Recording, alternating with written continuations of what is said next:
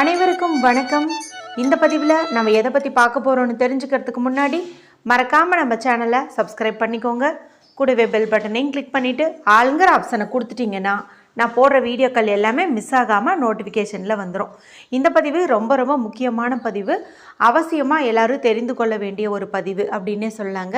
முருகப்பெருமான் பக்தர்கள் அனைவரும் காத்து கொண்டிருந்த ஒரு பதிவு அப்படின்னே சொல்லலாம். எதை பற்றிய பதிவு அப்படின்னு பார்த்தீங்கன்னா, பிப்ரவரி மாதம் 11ஆம் தேதி தை மாதத்தின் 29ஆம் தேதி செவ்வாய்க்கிழமை அன்னைக்கு நமக்கு தைப்பூச திருவிழாவானது வருதுங்க.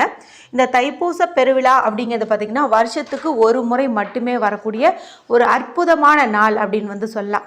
முருகப்பெருமான் தன்னுடைய அன்னையான ஆதிசக்தியிடமிருந்து வேலை வாங்கி கொண்ட ஒரு நாள் அப்படின்னு சொல்லலாம்.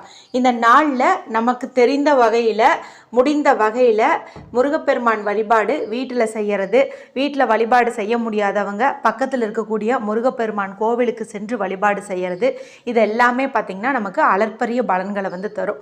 யாருடைய வாழ்க்கையிலெல்லாம் தீராத கடன் பிரச்சனை இருக்குதோ, கஷ்டங்கள் இருக்குதோ, குழந்தை பாக்கியம் தள்ளி போய்கிட்டே இருக்குதுன்னு நினைக்கிறீங்களோ, சொந்த வீடு அமைய மாட்டேங்குது, சொந்தமாக நிலம் வாங்க முடிய மாட்டேங்குது, திருமணத்தில் தடையாகிட்டே இருக்குது, செவ்வாய் தோஷத்தினால பிரச்சனைகள் இருக்குது, இந்த மாதிரியெல்லாம் இருக்கோ அவங்க எல்லாருமே இந்த தைப்பூச திருவிழாவை கெட்டியாக பிடிச்சிக்கிட்டீங்க அப்படிங்கும்போது நிச்சயமாக உங்களுடைய பிரச்சனைகள் எல்லாத்தையுமே முருகப்பெருமான் தீர்த்து வைப்பார் அப்படின்னே சொல்லலாங்க.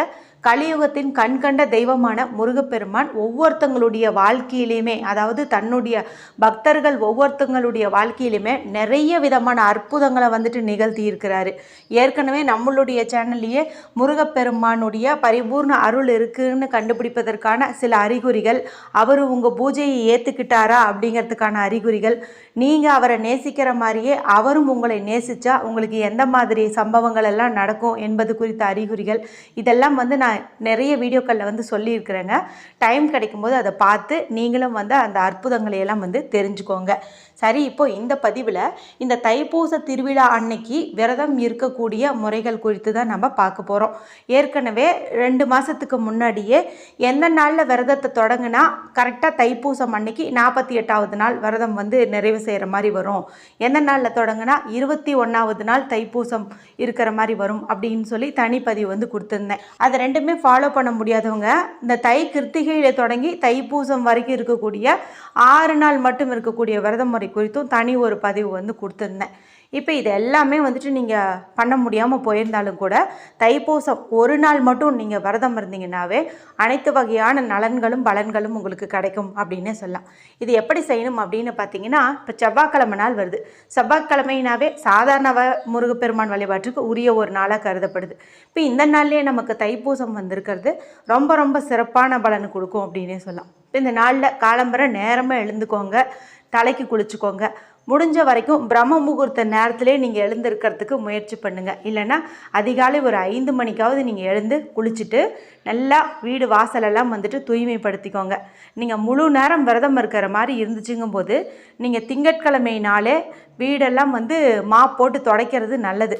ஏன்னா விரதம் இருக்கிற அன்னைக்கு நம்ம அதிகப்படியான வேலைகள் செஞ்சோன்னா ஒரு சிலருக்கு பார்த்திங்கன்னா மயக்கம் வரும். அதனால் இது போல் வீட்டில் இருக்கக்கூடிய சில வேலைகளை பிரித்து முதல் நாளே நீங்கள் செஞ்சிட்டிங்கன்னா செவ்வாய்க்கிழமை அன்னைக்கு முருகப்பெருமானுடைய வழிபாடு செய்கிறது, மந்திரங்கள் செய்கிறது, பூஜைக்கான வேலைகள் செய்கிறது, இதுக்கெல்லாம் நமக்கு டைம் கரெக்டாக இருக்கும். இப்போ நீங்கள் செவ்வாய்க்கிழமை நாள் காலம்பரை எழுந்து குளிச்சுக்கோங்க, தலைக்கு குளிச்சுக்கோறது தான் நல்லது. அதனால் தலைக்கு குளிச்சுக்கோங்க. அடுத்தது வாசல் நல்லா தூய்மைப்படுத்திக்கோங்க. முடிஞ்சால் நிலைவாசலில் மஞ்சளையும் பச்சை கற்பூரத்தையும் கலந்த தண்ணீரால் தூய்மைப்படுத்திக்கோங்க. அதே போலவே நிலைவாசல் படியும் நீங்கள் இந்த தண்ணீரால் தூய்மைப்படுத்திட்டு எப்பவும் போல் மஞ்சள் குங்குமம் இட்டு மங்களகரமாக மாற்றிக்கோங்க. நிலைவாசல் படியில் மறக்காமல் 2 அகல் விளக்கு நீங்கள் காலையிலேயே ஏற்றி வைங்க. நல்லெண்ணெய் தீபமாகவே ஏற்றி வைங்க. 2 விளக்குக்கு பக்கத்துலேயும் செவ்வரளிப்பூ வைங்க. முடிஞ்சால் பக்கத்தில் 2 ஊதுபத்தியும் நீங்கள் சொருகி வைக்கிறது நல்லது. இதெல்லாம் நிலைவாசல் பூஜை இதெல்லாம் பண்ணிவிடுங்க. அதன் பிறகு வீட்டில் முருகப்பெருமானுடைய படம் வச்சுருந்தீங்கன்னா அந்த படத்தை சுத்தமான பன்னீர், அதாவது ரோஸ் வாட்டர் இருக்குது இல்லையா, அதை கொண்டு நீங்கள் நல்லா தொடச்சிக்கோங்க. அது இல்லாதவங்க சுத்தமான தண்ணீர் கொண்டு நீங்கள் தொடச்சிக்கோங்க. 6ங்கிற எண்ணிக்கையில் சந்தன குங்குமம் இட்டுக்கோங்க.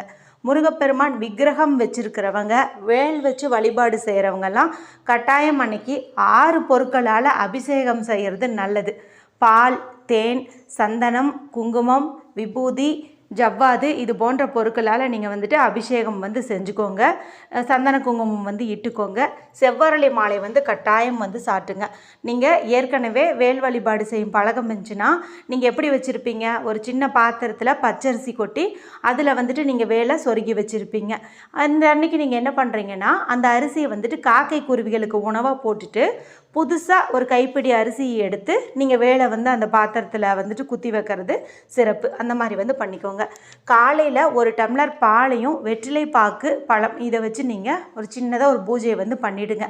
இப்போ காலையிலேருந்து நீங்கள் எந்த உணவுமே எடுத்துக்காதீங்க. மதியமும் சாப்பிடாதீங்க. ரொம்பவும் தேவைப்பட்டுச்சு மயக்கம் வந்துடும்னு நினைக்கிறவங்க இளநீர், பால், பழம் இந்த மாதிரி ஏதாவது எடுத்துக்கலாம். அடுத்தது இரவு நேரம் மாலை 6 மணிக்கு மேலே நீங்கள் வீட்டில் 6 வகையான நிவேதனங்கள் செய்யலாம்.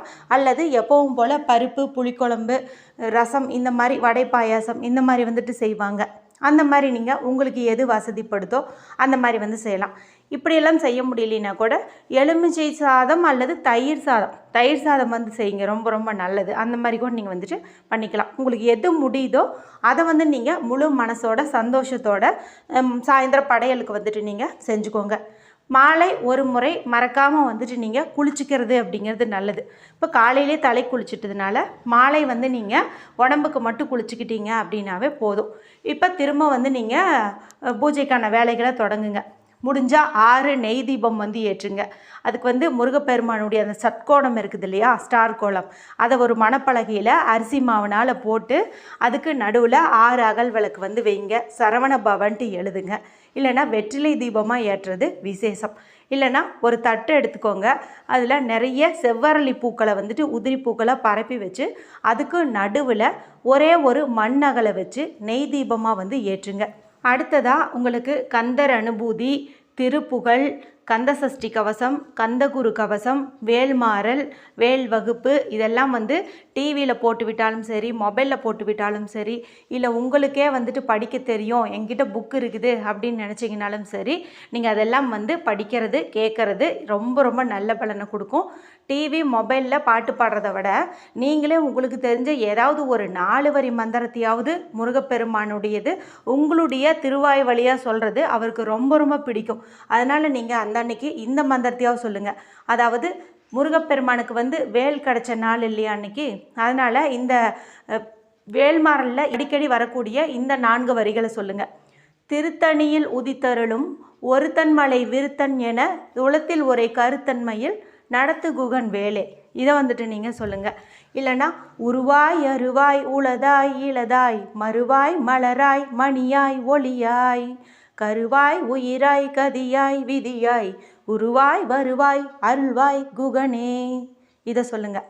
இந்த 2ல் ஏதாவது ஒன்று நீங்கள் ரிப்பீட்டாக சொல்லலாம். இல்லைன்னா ஓம் முருகா அப்படிங்கிறத நீங்கள் சொல்லலாம். அன்றைய நாள் முழுவதும் நீங்கள் யாரிடமும் எந்த ஒரு வாக்குவாதமும் வச்சுக்கக்கூடாது. சண்டை சச்சரவுகள் வச்சுக்கக்கூடாது. யாருக்கும் மனசளவுலையும் எந்த ஒரு கெடுதலும் நினைக்கக்கூடாது. முடிஞ்சால் அந்த அன்னைக்கு உங்களால் முடிஞ்சவங்களுக்கு நீங்கள் உணவு தானம் கொடுக்கலாம். எறும்புகளுக்கு, பறவைகளுக்கு ஏதாவது தானியங்கள், அரிசி, சர்க்கரை இது போன்ற உணவுகளை நீங்கள் தானமாக கொடுக்கலாம். பசுமாற்றுக்கு வாழைப்பழம் கொடுக்கலாம். இந்த மாதிரி நீங்கள் நல்ல செயல்கள் செய்கிறது முருகப்பெருமானுக்கு ரொம்ப ரொம்ப பிடிக்கும். முடிஞ்சால் அந்த அன்னைக்கு உங்கள் ஊரில் முருகப்பெருமான் கோவில் இருந்தது அப்படிங்கும்போது மறக்காமல் நீங்கள் அங்கே போயிட்டு தரிசனம் பண்ணிட்டு வர்றது நல்லது. முருகப்பெருமான் கோவிலுக்கு போகும்போது அபிஷேகத்துக்கு நீங்கள் பால் வாங்கிட்டு போய் கொடுக்கறது ரொம்ப ரொம்ப சிறந்த பலனை உங்களுக்கு கொடுக்கும். இப்போ மாலை நீங்கள் இது போல் தீபமெல்லாம் ஏற்றிட்டு ஊதுபத்தி, சாம்பிராணி, கற்பூரம் எல்லாமே காட்டிட்டு உங்களுக்கு தெரிஞ்ச முருகப்பெருமான் மந்திரங்களையும் சொல்லிவிட்டு உங்களுடைய கோரிக்கையை நீங்கள் முன் வச்சுட்டு உங்களுடைய பூஜையை நிறைவு செஞ்சுக்கலாம். அதன் பிறகு நீங்கள் அங்கே வச்சுருக்கக்கூடிய பிரசாதத்தை சாப்பிட்டுட்டு உங்களுடைய விரதத்தை முடிச்சுக்கலாம். விரதம் இருக்காமல் இதே மாதிரி வழிபாடு செய்யலாமான்னு கேட்டால் தாராளமாக வழிபாடு செய்யலாம். விரதம் இருந்தே ஆகணும்ட்டெல்லாம் அவசியம் கிடையாது. நம்மளுடைய உடல்நிலையை பொறுத்து தான். மொத்தத்தில் வருஷத்துக்கு ஒரு முறை மட்டுமே வரக்கூடிய இந்த அற்புதமான நாளை எல்லாருமே நல்ல வகையில் பயன்படுத்திக்கோங்க. வீடியோ குறித்து ஏதாவது சந்தேகங்கள் இருந்துச்சுன்னா கமெண்ட் பண்ணுங்கள். பிடிச்சிருந்தால் மற்றவங்களோட ஷேர் பண்ணுங்கள், லைக் பண்ணுங்கள். மற்றும் ஒரு பயனுள்ள பதிவில் உங்களை சந்திக்கிறேன். நன்றி, வணக்கம்.